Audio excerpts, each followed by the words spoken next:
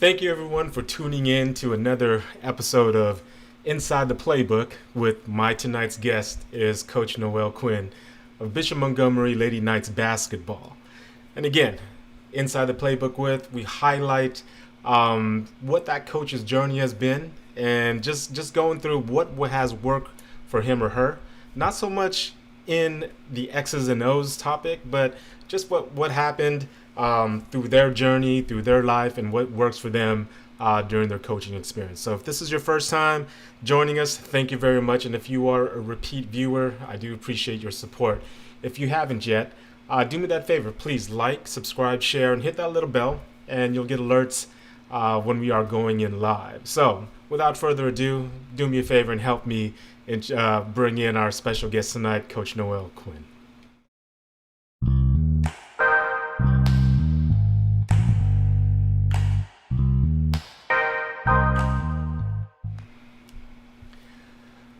Coach, can you hear me? Yes, I can hear you. Sorry, I was trying to get my chair right. No problem. You got it situated already? Everything's cool? Good. Well, thank you for taking the time to joining us here on the show, Inside the Playbook with. Obviously, you are my special guest today or tonight. So do me that quick favor if you can. Please give us that 30-second elevator speech of who Coach Noelle Quinn is and what do you do? For sure. I am Noelle Quinn. I was born and raised in Los Angeles, California. I attended Bishop Montgomery High School, a two-sport athlete in high school, four-time state champion in volleyball. In basketball, two in volleyball. Went on to attend UCLA on a basketball scholarship. From there, played basketball, got drafted in 2007, played in the WNBA for 12 seasons. Finished my playing career in Seattle. 2018 won a championship. I am presently, actually my last 2 years as a basketball player, I started coaching at Bishop Montgomery. So I'm presently the girls basketball coach, assistant athletic director at Bishop Montgomery, as well as just finished my second year as an assistant coach with the Seattle Storm, and we are the 2020 world champs. So that's where I'm at. Coach, well, before we go on, congratulations on all your accolades, especially this latest one with the Seattle Storm. Congratulations to all the team, to all the staff, and everybody involved with that team. So that's great.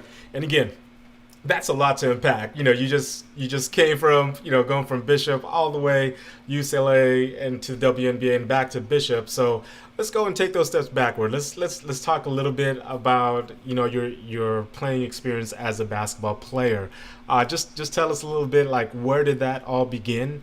How old were you and what was going on during those years actually? Yeah, for sure.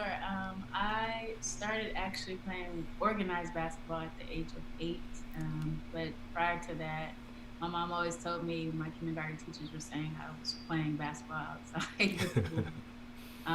Started organized at 8 years old. Again, back in the day, there weren't a lot of girls' leagues. So just me. I was the only girl on the team. One of my teammates at the time was Trevor Reed. We always share this story. He's like, you used to kill me back then. But I think I just fell in love with basketball at an early age, organically. I used to watch Showtime Lakers. Magic Johnson is my all-time favorite player. There it is. Obviously, being from LA and being a Lakers fan, it goes without saying. But yeah, I just developed a passion at an early age. My mom, my family didn't really force anything on me. Something I really just grew to love. So, you mentioned, back in the days, I'm assuming this is like early 90s for you or like mid 90s. Not a lot of opportunities for young women, young girls to play in those leagues. So what did you end up doing? Like, for the 80s, for us, we'd either go to everybody's front yard because they had the hoop connected to their to the garage, or we try to go to the local parks. Like for yourself, did you find a lot of games or opportunities to play against other women or other females there, or did you have to play against the boys? Yeah, that's what we did. We played against the boys. I also had a hoop growing up at school, lunchtime, recess. You know, up until obviously middle school and high school, we have sports that are divided into girls and boys sports. But up until that point, I was always playing against boys with boys. A lot of times, the only girl on my team. You would the amongst the league there'd be other teams, and then you would see a girl here and there. So that was it. But at the time, it didn't really matter. You know what I mean? I didn't really notice. Obviously, you know, you're the only girl in the gym or whatever. But if you know, my talent was at a high level, and when you're able to compete and actually beat the boys, it's just like it just becomes basketball. It doesn't matter what gender was playing. So yeah, it was tough. But as I got older, that's when the girls league started forming, and that's how, you know, now we're able to compete against other women and girls. I mean, you talk about my favorite player as well of all time, Magic Johnson, right? The 3-2, the triple double, the man of Showtime. But aside from Magic, I know the WNBA was just starting at that point. I mean, were you looking at like Swoops or Coach Dawes or, you know, Rebecca Lobo, you know, or Lisa Leslie, you know, just to get that inspiration and to say, you know what, I want to be just like them, you know, when I grow up. For sure. You know, I grew up a Sparks fan. My Mm. mom had season tickets since the inaugural season. She actually still has season tickets now. Wow. So I grew up watching Lisa Leslie. I grew up watching Nikki Teasley, Delisha Milton Jones, Tamika Dixon. These are all like throwback Sparks Mm. players. Mm. Mawadi Mabika, like, you know, they went back to back, I believe 2000 and 2001 with their championship. But my favorite player was actually Marie Ferdinand Harris, who I actually was able to become teammates with later on in my career. Wow. So yeah, you know, I grew up a big, obviously basketball fan, but as soon as the league, you know, a lot of people don't know before the WNBA was the ABL, and Mm. so you know, Long Beach had a team, San Jose had a team, and other states and cities had teams. So I would go to Long Beach Pyramid and watch those games as well. So avid basketball fan, study my craft, but also, you know, respect the game, understand that the legends were the ones who built the game, and just, you know, kudos to my mom. Shout out to my mom for even um, looking out and having the ability to have the season tickets for me to attend and garner that interest even more. And for those of you watching, if you guys haven't been to a Sparks game or a WNBA game, I'm gonna tell you this: it's a lot liver than these NBA games. I'm telling you, my daughters, you know, Girl Scouts, they had the opportunity to dance at the Staples Center, you know, for the halftime shows, the Girl Scouts, and during the game, I mean, not only are the WNBA women, you know, very talented. I mean, they were great, but the vibe, the DJ, the guy in there, he's just playing music and everybody just dancing. So it was a great time. I loved it. You know, the seats are really close. It was cool. And Candace Parker is one of my favorite players. I mean, she can really go. You know what I mean? She is a player.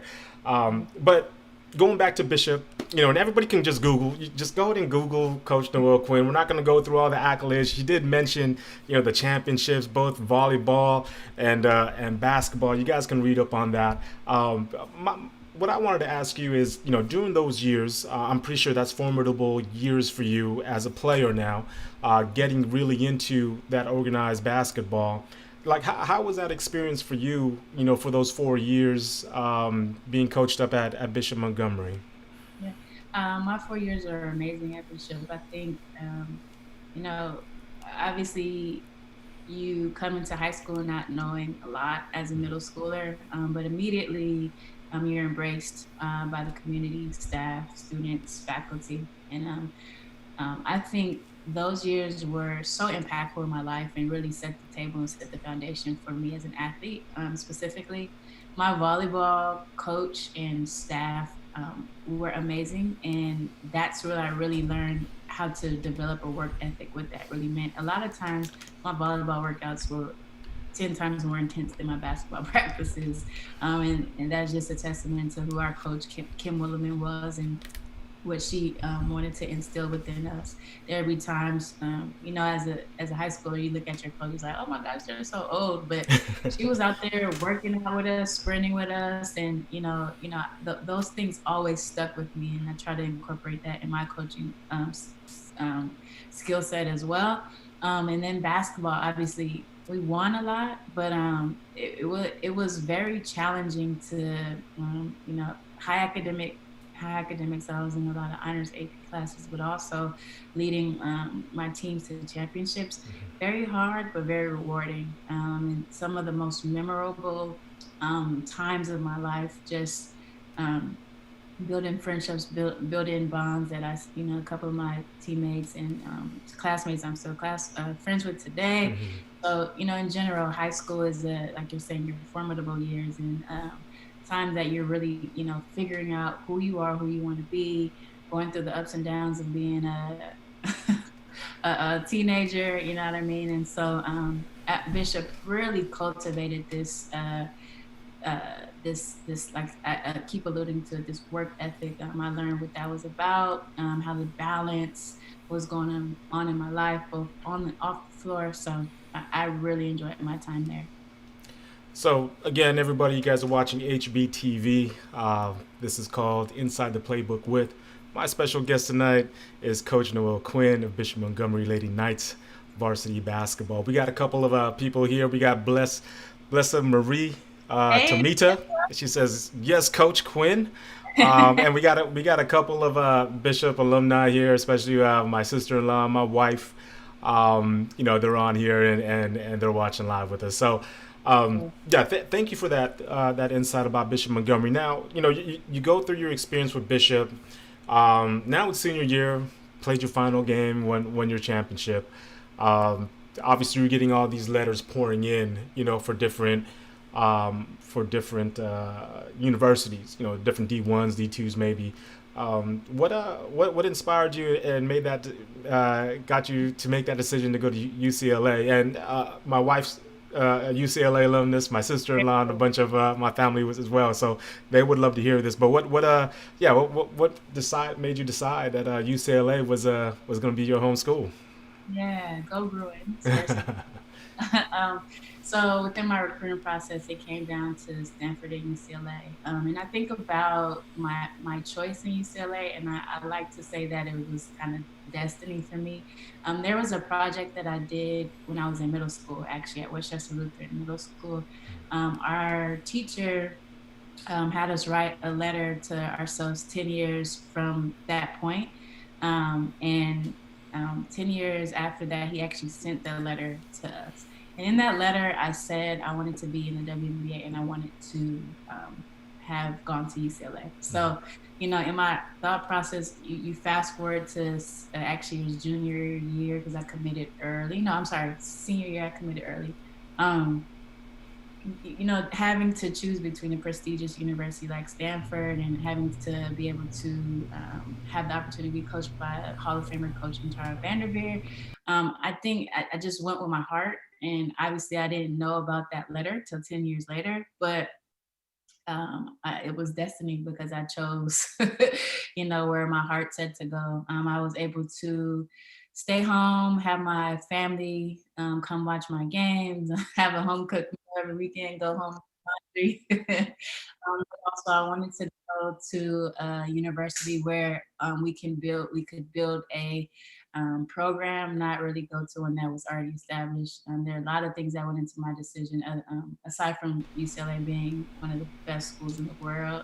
Right. There was a lot of things that really went into my final decision, but when it came down to those two, I chose. I went with my heart. So as far as that UCLA program and you coming out of Bishop Montgomery, I don't, I didn't get to research what number rank you were coming out as a senior. But then again, you're starting from you're brand new. You're starting from scratch, right? You're going in. You just mentioned about coming from junior high to high school. You didn't know too much. You got to learn the ropes now. How much of a difference was that transition to play against these young women now? These women at that level, at the D1 level. Right. I mean, you go from playing against 14, 15, 16, 17-year-olds in high school to now 18 to 22-year-olds. So yeah, that transformation, physical transformation in general, is a different experience. It's unique. Um, I just like to say I'm blessed just because I was able to come in right away and play as a freshman, and I know that's not normal. But with throughout my recruiting process, my coach, always told me my abilities and my skill set. That I can have an opportunity to really be an impact player right away, and you know. So I would go to UCLA's camps, and I would go to UCLA. I would go play pickup with the girls who are actually already on the team. And was it challenging physically? Yeah, but I found that I was able to really excel and play alongside of them and with them. And so the transition from high school to college, it was a good one for me, and I think it was good because of what was established in that foundation that I alluded to, um, from freshman year and understanding what it meant to work hard and being a two-sport athlete and never really like um, taking my position on the court for granted and Mm-hmm. just getting everything I can out of myself in those moments. I think that mindset really helped me my freshman year, and we don't have to talk about the accolades because Yeah. honestly, I don't like to. But I had a very successful a freshman year, and it wasn't just me. It was because of my teammates, and because of the preparation, because of my coaches and staff, and everything that everyone that pushed me to be the best that I could be. Right. So you talk about, and and it's a common theme for you when you are discussing your experience and your journey, that foundation from Bishop Montgomery. So you have that foundation from Bishop. What if you can, like, what highlights can you pull from your experiences being coached up at the UCLA and that coaching staff and the different coaches that you ran into? Mhm. Yeah, I think, and as you'll see, a lot of what I do now as a coach, I take from the coaches who have coached me, good and bad. I think my coach at UCLA was super personable, and she really cared for us. And I think as a coach, when you um, relay to your players that you care first and foremost, then they will go through a wall for you. So Kathy Olivier was my coach. Tia Jackson was actually the coach I got really close with during the recruiting process. Um, you know, just learning from them and understanding that they had my best interest. They were going to push me, but also they were going to make sure that I was good and taken care of. And I think, being able to understand that coaching is not solely X's and O's. It's about building relationships. It's about getting the best out of your players. It's about being a mentor and making sure that the players who have, once they leave your presence, they're better because you have made their life better. You have enriched their life, and so I think those coaches there. If I were to take away a thing from UCLA, it would be that the amount of passion, care that my coaches have for me was amazing. And you talk about the relationships and you talk about the players. Just a quick shout out to a couple of your players. Kayla Padilla, I just want to give a shout out to her. She joined me on the show, all about being a student athlete. And another shout out to one of your players, Rihanna Escobar. She's on with us right now. She's live. Just want to give a shout out to her. Without her, I wouldn't have made this connection with you, Coach. So thank you, Rihanna, and thank you, Coach, for being on here. So that's great. That's great. I love it. I love what you pulled from the foundation and from UCLA. Now we get past the UCLA experience. Now Mhm. it's coming up to draft day with the WNBA. Walk us through that. Like, what's going through your mind? What's going through the emotions of actually living your dream? From watching that movie where she was holding up her shot just like this, right? And you know what I'm talking about. You're like, man, I want to be just like her. Now you are getting your love in basketball story. So what? How are you feeling that day of the draft right there? And walk us through that. Yeah, it's a lot of nerves that day. I think if I can remember correctly, the draft was in Ohio, because that's where the Final Four was. And you know, you're sitting in the draft room with my mom and my sister, I think, my family, my agent, and you still are very unsure about what's going to happen. You're like, wow, this is just very surreal. And up until I heard my name, I was like, kind of like, I still didn't know what was going to happen. Very nervous. So I just remember, you know, as the commissioner is about to say the fourth pick, my agent is like, "Hey, if Minnesota's going to take you, they're going to take you right here." And so she announced my name, and I was just like blown away. You know, something that obviously. I had these goals, but you never know if you can attain the goals. And even in the moment, I still was just like, it didn't feel real for me. But it was an awesome moment to hear my name called and to be amongst my loved ones and to fulfill honestly a lifelong dream. And you got drafted by Minnesota, you said. Mhm. How cold was that place? Seriously, you coming from LA and Inglewood, like how did you even survive? Those I know those winters were brutal. Yeah, well, remember our season's only in the summer. But Okay, that cool, cool. year, we went from the draft to Minnesota just to do some PR stuff, and they announced me during the Timberwolves game, Yeah. and that was probably in April or May, and Mm. it was cold as I don't know what. I'm like, April and May in LA is Yeah. just like, you know, maybe you just started taking yeah, you know, light sweater or whatever. It's starting to get warm, so it's super cold. But we're not there in the winter, so I never had a large sample size of that weather. I got the good summer weather. So I'm sure you've had the greatest experience playing in those 12 years in the WNBA with the various teams. I'm just leapfrogging. We're going to Seattle Storm now, right? You get there, and you're at that year where you guys do have the opportunity to win that championship, and you being a part of all that. So walk us through that. Tell us about that, and then tell us what did you pull from those coaches as well, as far as what they were saying to you. What was the vibe? What was the theme? What were they? What do championship coaches tell their players during that time? Yeah, you know, it's 2018 was kind of like a culmination of the previous years of what you know. We had a coach. Her name is Jenny Busick. She's now coaching in the NBA with the Dallas Mavericks. She's no longer coaching in Seattle, but she formulated this offense and this mindset. And what we got to in 2018 was just the process of it. You know, we were cooking. It was cooking up. You know, we're getting better. We made the playoffs the year before, and we were getting there, but we weren't quite getting over the hump. But 2018 was when I remember Stewie, I had worked out with her, Brianna Stewart, before this season. She's like, "Dog, this is my MVP year." So you have players who are now in their second and third year. You have a leader in Sue Bird. You have veteran players. And you just have a hunger that had been, you know, culminating for these years. And even though we had an entirely new coach, we had, again, a foundation and a base of how we knew how we wanted to play, what we wanted to do, what our goals were.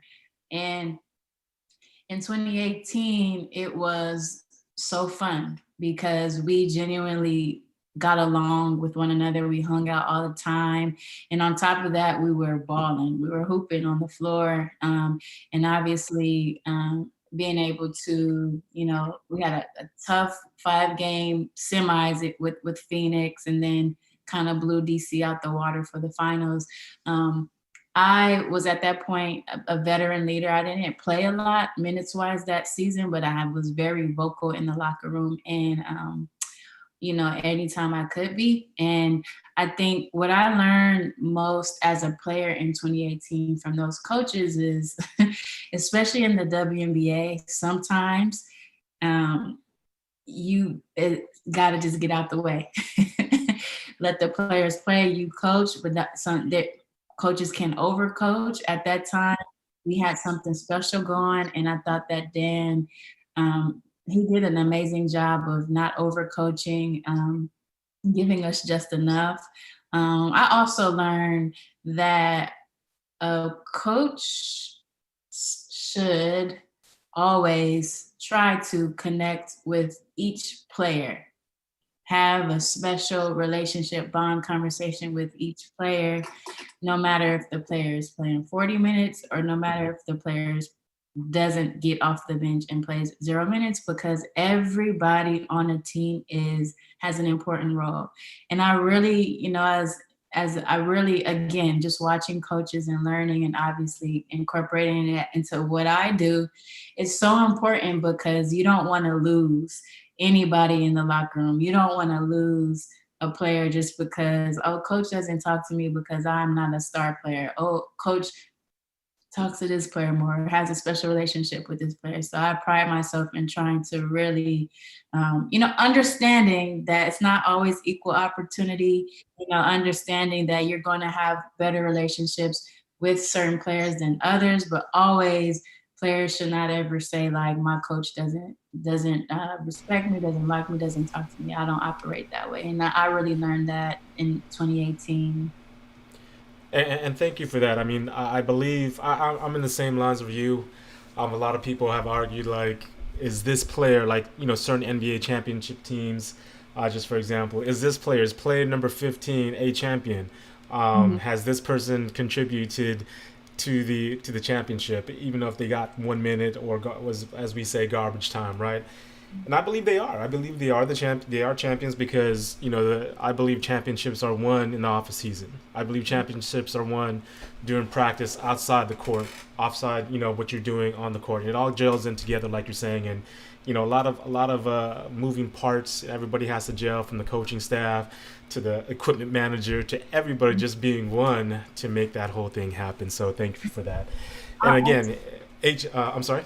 Oh, I was going to add something else to that. A lot of people only come watch teams during the game. Mm-hmm. Like people, fans I'm talking about, they don't watch practice. So the player who may get garbage minutes, maybe the player who every day is pushing the player that you see on TV, or you that gets the recognition, that the highlights, to get that has the big name. Like no one ever understands what happens outside of the 2.5, 3 hours that you see as entertainment as a fan. So to say like this player, Mm-hmm.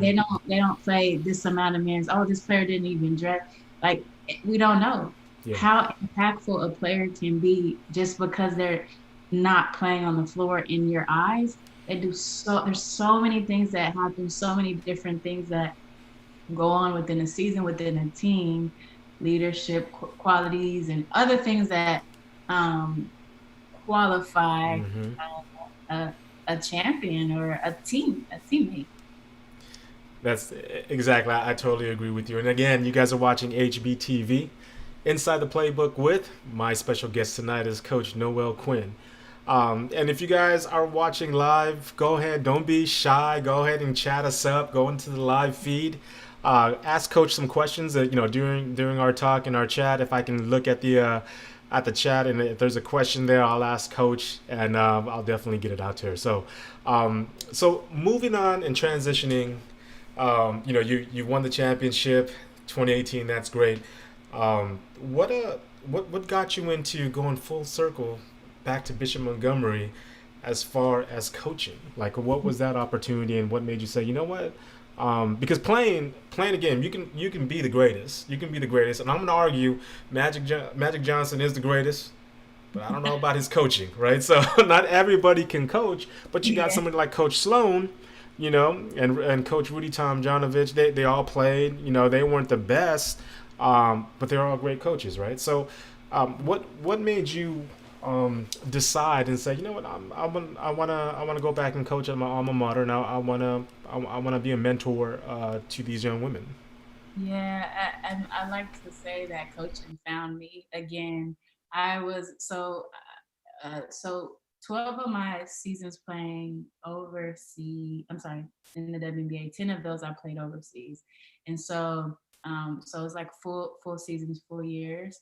2016, I decided not to go overseas, and I wanted to. Um, WNBA has an internship program to where you figure out what you want to do, and then you have to work a 40-hour work week. So my plan initially was to go to Bishop and get in do the internship program in the athletic directing office. And upon them hearing that I was interested in this, I got asked to coach. So Ms. Lippin at the time was our principal, and she was the principal when I attended. And Mr. Miller, Steve Miller, the athletic director at the time when I was there, he's now the assistant principal. They're just like, could you do us this favor? And from there, I discovered that I had another passion for coaching, and not just really coaching, but just having an ability to impact the lives of young individuals on a daily basis. I felt that was my responsibility to give back to a community that once fostered, me, um, gave me an opportunity as a student athlete. So that's how coaching came about in at Bishop Montgomery. And at this, we can talk about the storm when So coaching with it. So my next question, coach, is how has your experience with coaching? Because I had the opportunity to coach myself for about 13 years, and just due to certain circumstances, I had to switch, I had to pivot, and change careers and just reinvent myself. But as far as your coaching experiences at Bishop and also WNBA, how has that made you evolve as not I mean maybe a player, maybe a coach, and especially as a person? How has that has it tapped into anything that you didn't know you had? You know what I mean? Have you pulled in certain things that whoa, where did that come from? And it's actually working. Yeah, coaching allowed me to just find a voice. Like I'm a naturally quiet person. I aside from when I was playing, I I got a little bit. My personality changed a little bit. I was a competitor, so I'm a little bit different. But off the court, I'm very chill. And so, what coaching forced me to do was to get out of my comfort zone, get out of my shell. In that, whether it is, I don't consider myself a yeller, but whether speaking sternly, delivering messages, teaching, being able to make sure I'm articulating what I want the young kids to pick up and learn. It allowed me to find that voice. Very shy person. I don't like public speaking at all. And but coaching, you have to speak up, and you have to make sure that you get the respect, you get the acknowledgement of the people who you work with, the tension of at times, and it also made me understand that coaching is not, again, I'll say it, it's not about X's and O's. It's about um, impacting lives, I think. And on no matter what level you're on, yes, you want to win games. Yes, you want to become the best athlete, the best team. But what you are constantly doing every single day is becoming a better person and trying to push yourself to a limit that maybe you didn't think you can reach. But my job as a coach is to instill those values and to continue to encourage and to be a light to people, to see that the path that I've walked and been through, it is possible through whatever hard work, dedication, anything you want to say. But that's what coaching is about. It's not about winning games. Yeah, we want to win championships and all that, but at the end of the day, winning does not matter when you are having the chance to just build these relationships and bonds. Sorry, my mic was off, but I love everything that you said, and I totally agree. I still have contact with my very first team that I ever coached. Shout out to them, Osaka, Japan. When I was in Japan, I was teaching English out there. Had the opportunity to actually coach. That was my first time to coach. junior high school girls basketball team out there. So I recently got in contact with them, a couple of them, and we all had a Zoom. It was great to see them. I'm getting chills about it now because these are they're married now. They're parents, they're mothers, and they have kids. Older than mine. So it's great. It's to me, yes. It's always been about that relationship, and always trying to reach out to make sure they're good. Because some of these coaches, they are involved in some areas in the city, where the players and the coaches, they kind of get that that parent type of role model in their lives, and so some situations impact them a little bit different. What's going on, and very true. I believe that coaching, you are helping not just on court to be good model citizens out there in the community, and just doing what's right and what's good and all that's positive. You talked earlier about coaching styles. About you're saying you're not a yeller. And when I first got on, I was yelling up and down that court. You probably met some coaches out there who are kind of control freaks, right? Hey, look to me. We're going with number four. We're going with diamond. We're going. But you just said, sometimes like in the NBA coaching, you have to let your players play. You have to let them play it out. You can't control every facet of the game. You gotta let your players play. So for yourself, you already told us you're not a yeller. As far as coaching style, and how are you, on that sideline in that coach's box? Are you, do you got to control a little bit? You're a point guard. You want to see a little bit, see a little stuff, and whoever your players are in the chat, you guys can chime in. Yeah. You're not going to get benched. You're not going to get suicides. You let me know what's going on with Coach Quinn, but Right.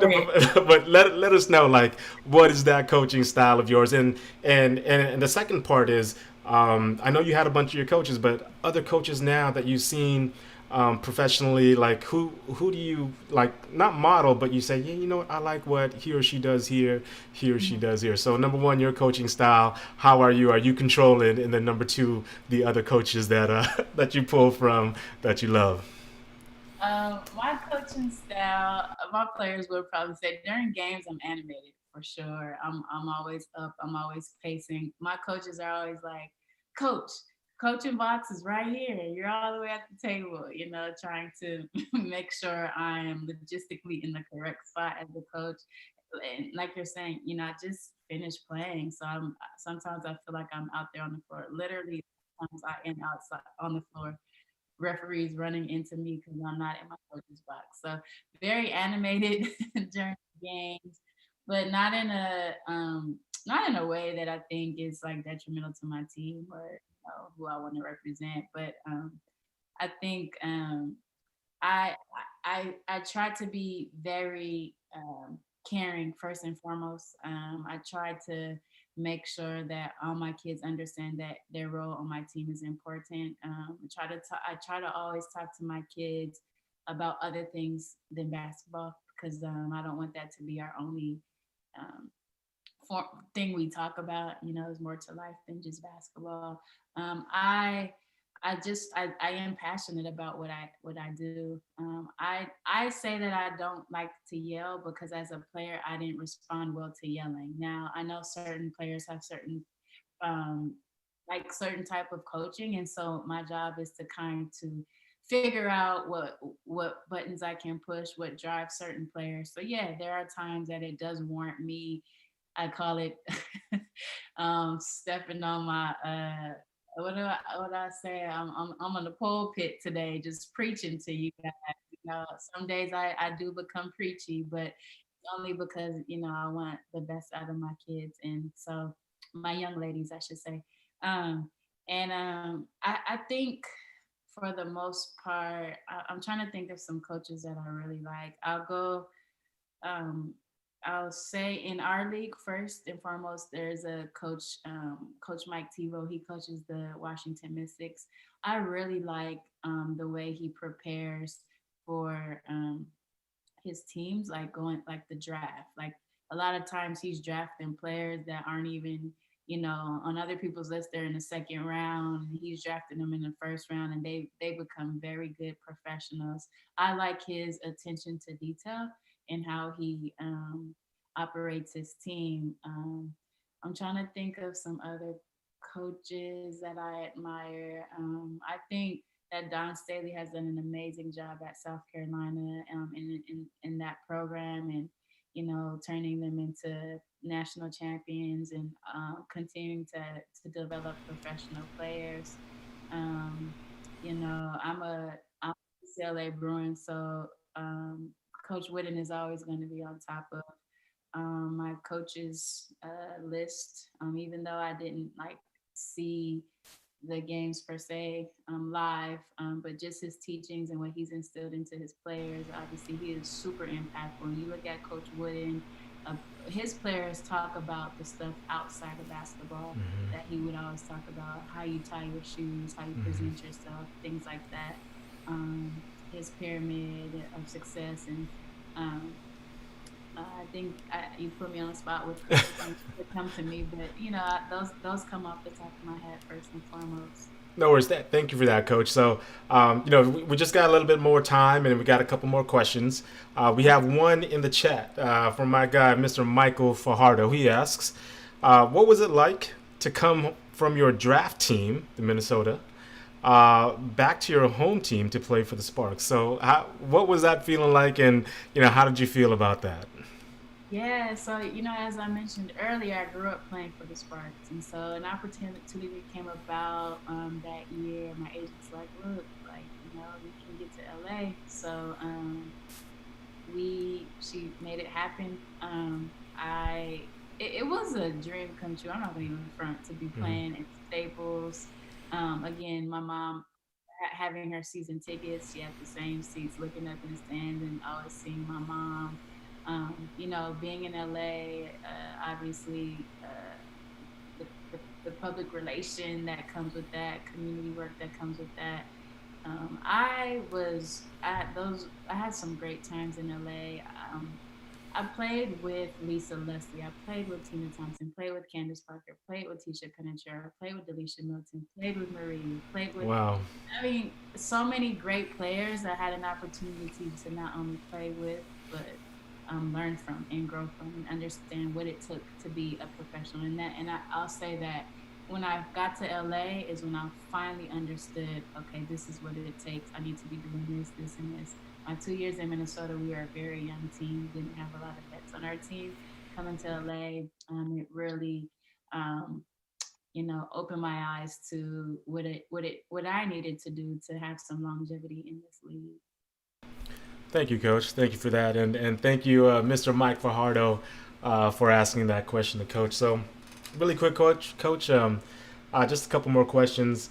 As far as you could potentially be coaching the future Coach Noelle Quinn out there who wants to be a coach, who wants to go to your path, whether it just be to college, to the WNBA, or just coaching in general. What I always ask my guests, especially my coaches, like, what would you tell that young potential coach, either girl or boy, who wants to get into this profession, who wants to get into coaching? What type of advice, messages would you give that individual? Yeah, it's a really good question. Again, with anything, I think that you need to study your craft. And, if like you alluded to, some very good basketball players aren't good coaches, and vice versa. Some good coaches weren't very good basketball players. I think that's important to know that you don't have to be a great basketball player to think that you're going to be a great coach, or you're not so great of a basketball player and think that, oh, I have no career in coaching. I think the biggest thing with coaching is understanding the passion and understanding that it's more to coaching than just the statistical part of it. And I think as young players with anything, if this is something, a career path or something that like sparks interest, you got to put time into it. So when you're watching the games, when you watch basketball games, I always tell young kids this: listen to the commentary. Like, listen to what Dorsberg is saying. Listen to what all the commentators are saying during the game, because as you listen, you learn the game. They're not just there like just to pump up these players and make it more entertaining for us as listeners. That's part of it. What they are doing is talking about the game, explaining plays, giving you analysis of what's going on, and studying in that capacity. And as you watch the game and match what they're saying to what you're seeing on the floor, I think that's probably one of the easiest ways to start learning and working on your craft and understanding. Like, I need to first and foremost understand what I'm doing, understand what's happening, so that I can then teach someone else what I've learned from what I studied. Thank you for that, Coach. I do appreciate your time and joining me on HBTV Inside the Playbook with. Before I let you go, do you have any other messages you want to give our viewers? Any shout outs, to your teams, teammates, your players, your coaches throughout the years? Yeah, well, I just want to shout out Ree and Blessa. Those are my Bishop Montgomery girls. And you brought up Kayla Padilla. She's amazing at Bishop Montgomery, not just what she did on the floor, but how she carried herself off the floor. Shout out to all my team at Bishop Montgomery. I would like to thank you for having me and being able to talk basketball with you. I could do that all day, every day. But yeah, I just, I've had an amazing 35 years of living so far. And it's interesting, 2020, we're looking at it as like, oh my gosh, this pandemic, it's the worst time. Some people have had tough times this year. But I just want to encourage everyone that, keep pushing, stay connected with family. That's the most important thing. If anything, if we've not learned anything from the pandemic, we've learned who's important in our lives and what really matters. And so I would just like to encourage everybody to keep focused on the things that really matter to you in your life. We're going to get through this together. Good times are back coming real soon. So I just thank you for having me. Well, Coach, thank you. Thank you very much for stopping by and hanging out with us tonight. It was a pleasure to meet you, even via Zoom. It was a even greater pleasure to get to know you. The accolades speak for itself, when people can Google you and see all that. But what impresses me the most about you and what draws me to you is what's inside and everything that you said about the game of basketball without even talking about the game of basketball. Everything that you said about your journey, about being a player and being a coach. And I'm pretty sure all of your coaches and all of your players and all your teammates can testify to that, of the person that you are. And I'll tell you something. If I was in high school and I was an up-and-coming player, I don't care. I would love for you to be my coach as well. And if my daughters played, and they don't love playing, right? I would be like, hey, we're going to Coach Quinn. So, Coach, thank you very much for your message. I hope, love and success to your teams and everything that you do. I look forward to hopefully coming to a Bishop home game and sitting down in the bleachers 12 feet away from the next person, that's on there with my mask on as well. I want to see you guys team. I want to see you guys playing. Just see Bishop Montgomery, Lady Knights in action over there at Torrance, California. So, Coach, you have a blessed night. You stay safe. And thank you. It was a pleasure. Be safe out there. And thank you for your time tonight. Thank you for having me. Well, that was our main guest tonight. That was Coach Noelle Quinn from Bishop Montgomery Girls Varsity Basketball. If you guys haven't heard about her, go check her out. Go ahead and Google. She got this whole Wikipedia page you can Google. But you heard it here first, how she is, what she's all about. And thank you to Rihanna Escobar. Again, shout out to you for getting that connection for me and Coach. But again, thank you for watching this. I hope you guys enjoyed this episode of Inside the Playbook with my special guest, Coach Noelle Quinn. Stay tuned. Or again, tune in next week as we have Coach Jerry Hernandez all the way from Louisiana, as he's going to be one of my guests that night. And we're going to talk about coaching as well as his journey. And he also wrote a book during this pandemic 600 plus little things to, get your team successful, your basketball program successful. So tune in for that. That's going to be on next Thursday. So until then, you guys stay blessed. Have a great rest of your evening and a wonderful weekend.